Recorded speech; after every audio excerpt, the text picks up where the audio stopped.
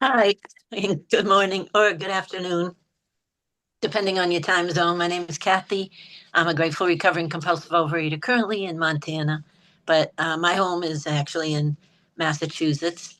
Um, yes, I'm so grateful to be able to be here today, and thank you so much. Such an honor to be asked, and really a miracle that I can be here. I was been thinking about it, and I wanted to find some wonderful quote from the literature about coping with the unexpected.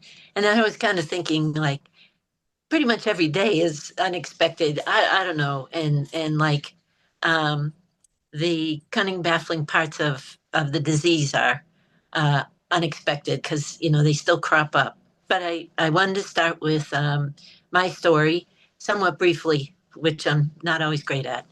Um, I was born the ninth of 10 children. I was raised the seventh of eight. I have a younger brother. All the others are older than me.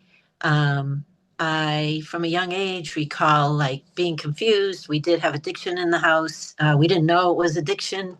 We thought it was kind of a self-will issue. I thought it was uh, basically a selfish action against me, to take me away from my other parent who wasn't suffering with active addiction. And and then some of my siblings, as they struggled with issues with substances and behavior, I thought kind of the same thing. I really got very dismissive and isolated, thinking, they just won't operate the right way, and that makes life hard for all of us. And it particularly is hard for me because my other parent, of course, needed to respond in some way to what was happening, and it was very confusing. I often say I got lost in a fantasy world of television and video um, and books. Um, so with really no actual tools to cope with things. Um, I was very fortunate to have. I did have consistent shelter. We did have one home that we mostly lived in. Um, Mostly we lived there, and I had food security. There was food around, but emotionally and spiritually and sometimes physically, it was really um, touch and go. And I didn't know who to go to for any guidance or information. So I don't know. From a young age too, the sweet and um, baked goods, sweetened and baked food became the most appealing to me. We had often frozen vegetables because there was a large family. We would buy in bulk, and or I guess it was easier to buy frozen instead of all this fresh produce and try and manage that for the different meals. But anyway, it looked really unappealing, and we used to make this milk, which people drink sometimes to make sure the kids grow and their bones and everything. And we added powder to it. So I thought that looked horrible. I used to make the milk, quote unquote, but it just looked horrible. So anyway, yeah, if it was baked or if it was processed or if it was from a store or from a takeout place or a restaurant, which was pretty infrequent, I really just wanted that. And at friends' homes, I found they did different things with food, and uh, mostly kind of uh, eating more of it. So anyway, I would go in on those activities. But yeah, it started to show from a young age. I was a very big baby. My mother said I was like a 3 month old when I was born. Um, and I kind of used that to say, oh, I'm so easygoing and I'm so content. But really, I was very anxious and confused and scared a lot of the time. Um, but yeah, in adolescence or the tween years, as they call them, I had this excess weight. Um, as a little older child, they used to call it baby fat, and this one person who I learned was a nurse used to say it would go away. So I was like, oh, it'll go away. I'll grow out of it. Um, and didn't change any behavior. But it didn't go away. And then it started increasing. And I was very fortunate, though, in high school. I was sent to a place and I lived at the place, and they only had 3 meals a day and they had structure. And you had to be active physically, mentally, and spiritually. So you had to have some kind of physical activity. You could choose from a number of them. And I used to choose the least active of them. But I came to be, I don't know, as character building, to have a choice and to be supported. So I tried different things, and that really made a difference. I would go home in the summer and be myself, and back to my other ways. Um, and I tried to duplicate that in a college setting. I was fortunate enough to be able to um, be offered chance to attend college. And when I didn't get in where I thought I needed to be or was supposed to be or deserved to be, in all my confusion, um, I went to a place with some structure, but really very, very different from anything I had lived. Um, and so I did not stay, and I went completely the other way from this structure and semi-discipline and active life, physically, mentally, and spiritually. I went to working a third shift in a sugar and flour shop, basically, and stimulants. And having not eaten anything in that place, it wasn't really food. I ate everything in the place by the time I had worked there a year, and completely off schedule. I mean, God bless people who work third shift. We need people awake for some jobs. This was one that, though, yeah, it just made me even more confused and depressed and crazy, isolated from people. I had the person I worked with, and she's still a friend these 40 something years later. But I guess 41. But yeah, I was really lost again. So I did have a chance to attend school, and that helped. But I picked up other things to try not eat so much, and that became really physically uh, um, abusive to myself, um, compulsive behavior. So I was trying to do this so I wouldn't pick up food so much, and picking that up all the time. I smoked my way to emphysema. I kept gaining weight. I, just couldn't see any way out, really. I did manage to follow the rules to finish a course of study in the college. And so I went into the world and I was able to get work. Um, and I got really overwhelmed. And uh, those unexpected challenges of somebody who didn't seem to like me, or somebody I couldn't sort of smooth talk my way with, that was really difficult. And I responded by basically being compulsive about everything. I got compulsive. She suggested training. I went to a whole bunch of training. I worked for 4 years with that supervisor, thinking I was not good enough. I wasn't qualified. I didn't deserve to be there, but I was there, and I wanted to be there, and I wanted to earn my pay. And I knew this was the thing you're supposed to do. When you're out of school, you're supposed to earn your way. And uh, yeah, I also, though, worked like sometimes till midnight, just crazy hours. That wasn't my scheduled time for work. Um, and just tried to do everything. And in the meantime, smoking and stimulants and food, and food that wasn't really food. It was, fast food, and um, uh, just really not serving for a stable ability to um, make progress, or hear people. I was still very reactionary, still very kind of took everything personally. If the judge made an order in my work, it was like, they hate me and I don't deserve to be here.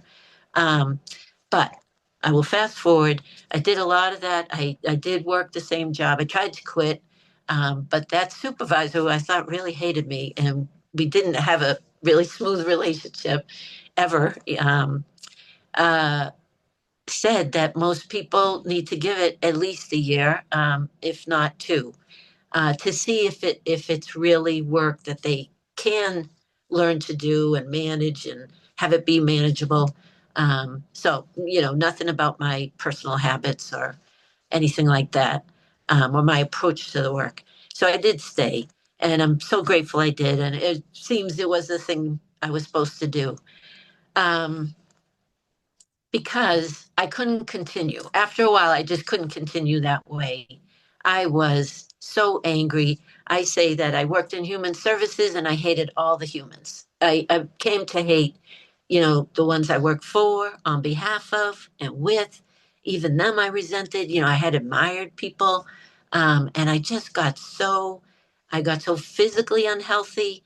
Not that you can't have this for whatever other reasons, but I had eczema that worsened. I had psoriasis that developed. And I used to come in, I had to spend so much time just like scratching my head with the psoriasis. That's where I had it. And often scratching my hands to no end because it just continues. A skin disease just continues, unless it's effectively treated. And scratching an itch is not the way to treat it. Um, and uh, and the food I was eating and the things I was doing to try and eat less food were all making it worse. My skin, my internal health. I had high cholesterol. This was in my 20s, and by 30, 39. I was diagnosed with emphysema, and I didn't know what to do about it. Um, but I really thought that the thing to do was to eat less. The doctor said I weighed a certain amount, and she said this about the my pulmonary disease, and I was like, I can't quit smoking, but maybe I can lower that weight. And I tried my stuff. I tried a pay program. Um, I tried these food in a can. It was supposed to be like all your nutrition in a can. And I got hives. I don't know. I had some terrible reaction. It looked like I'd been really hit with a strap several times across my back. The hives were so intense. And yeah, it didn't help. I didn't not only didn't lose weight my way, I aggravated and other things, obviously having the hives. And so all of this contributed to make me even more depressed and self-hating and other hating. Um, a friend did make an intervention with me and said, I seemed so negative, like I couldn't find the positive, which is part of my responsibility. As a family member, I think today, as a person in the world with all the gifts I've been given, and in my workplace, and on behalf of my clients. So I went to therapy, and I went to individual and very grateful I participated in a group therapy. We had family therapy with my siblings and my dad after my mother died. We weren't sure how we'd connect, if at all. And I always joke, if I was ever married, I'd probably have gone to marriage therapy. And there's nothing wrong with therapy. I did gain from that. But not about my behavior. I had some insight, and that really helped, and some relief from the emotional stuff for sure. But my behavior didn't change. You know, so anyway, I wasn't sure what was going to happen because it wasn't complete. I don't know how to say it, but I remember once the therapist saying, um, I think this is time to terminate. You've accomplished your goal. And these other things that happened, and I was like, wow, um, I don't see it, but now I do. It was just, I don't know how to describe it, but it was so important that someone put a boundary on it. Like, not me going on and on talking forever about these same things. I really had accomplished this goal, even though it went way awry from how I envisioned accomplishing that goal would be. So anyway, it was terrific. And my sister had moved here to Montana. This was 30 years ago, January. And I remember the therapist saying, she abandoned you. And I said, she didn't abandon me. So I knew too, something had clicked there. Cathie, I you don't know, I have had five some new minutes. way of operating, or there was a way, and maybe I could find it. Um, so when the weight loss didn't work, and I actually was trying a bunch of ways to not smoke anymore, because that was clearly going to kill me. I wasn't going to be able to breathe or eat. And so um, I'm trying to think. I I was sick again. I was physically ill, and that made me unable to smoke. It was just too difficult. And um, being freed of that, I was so fortunate that someone said, "That's a miracle, huh? Thank God. Thank God for that." And I was like, it really is, because I tried so many times to do it, and they say it takes 10 times to stop for someone who does that. And so I just kept saying that. And um, relationship came into my life, and I felt kind of more mature at that point, um, because I really had avoided them because of my childhood experiences. And but that person's drinking bothered me. So I went to a 12-step program about people who have people in their lives whose substance use bothers them. And thankfully, I got a sponsor. She worked the steps a certain way. They included the big book of AA. She suggested that I meet her at this meeting where they talked about that. And that was unexpected, believe me, in my life. I was like, no, alcoholics are like them. It's like my brothers and my father and those folks. And they're older, and um, they have families or loved ones. But anyway, I came to realize that I could identify that way. So we made some progress, was working the steps. In the fourth step, I kept blaming instead of making an inventory of my behavior or of people I resented. I couldn't even bring myself to say I resented them, even though, as I said, I really acted out this hate toward myself and others in my anger and resentment. And I said, I'm gaining weight in a weight loss program where I'm a lifetime member, and now I'm paying to gain weight because you had to pay if you went over the goal weight, which I had set lower than healthy anyway, or higher. Yeah, higher. Um, so I was gaining even more weight. So she suggested the 12-step program about food. I was so fortunate, high power.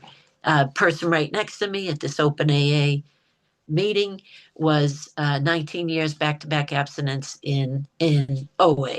So she told me about a meeting the next day. I actually found my way. I used to get lost in my own apartment complex parking lot, but I found my way to this other town. I was on time as far as I recall. Three speakers. It was an open house. I didn't really know what they were talking about. Abstinence was more precious to them than sobriety. And I was like, abstinence. But she offered to get me started. She told me to go get a food scale. I went to this gourmet food store. I didn't even know what a food scale was. I wasn't eating real food. I was eating like bars of chemicals that was supposed to be all my nutrition and supplements, and trying not to eat. Um, uh, and so anyway, I got this like $50 scale, which is not necessary. But yeah, she gave Cathie, me a you full have list. 1 minute left. No, okay. Oh my gosh, I've messed this up. Because I really wanted to talk about being here in Montana and being able to carry. But what I'll say is all of those tools, all of those things, some people will give you the disciplines. I have a list of them. All that suggested structure is really what saved me. Uh, I have my meals prepared. If I get a flat tire, I remember I was able to eat my dinner, waiting 3 hours for them to get there. You know, I don't have to get messed up if I'm in a foreign country. I was in Costa Rica for 3 months with a school group. We went to the rainforest. I was like, what am I going to bring that's going to last in the rainforest? My sponsor, I talked to my sponsor. We had it planned out. I know it's the unexpected, but really the plan before is what helps me cope with anything. There Right? are food stores here in Montana, believe it or not. And I knew I could come here for the 4 months my sister asked me to. I can humble myself. So I know it's difficult for my brother-in-law to come home on the weekends from, it's a long story, but when he's here, to have a house guest instead of just himself and his wife, my sister. So grateful that people remind me of those disciplines, to use the tools every day, that we have these steps, we have principles we live by. I don't, I'm now ready to have God remove my character defects rather than I used to say all the characters around me with defects. I don't have to do that. My inventory went from two people I blame to It's 1,500 time. resentments. And I just thank you all so much and look forward to hearing everyone else. Thanks again.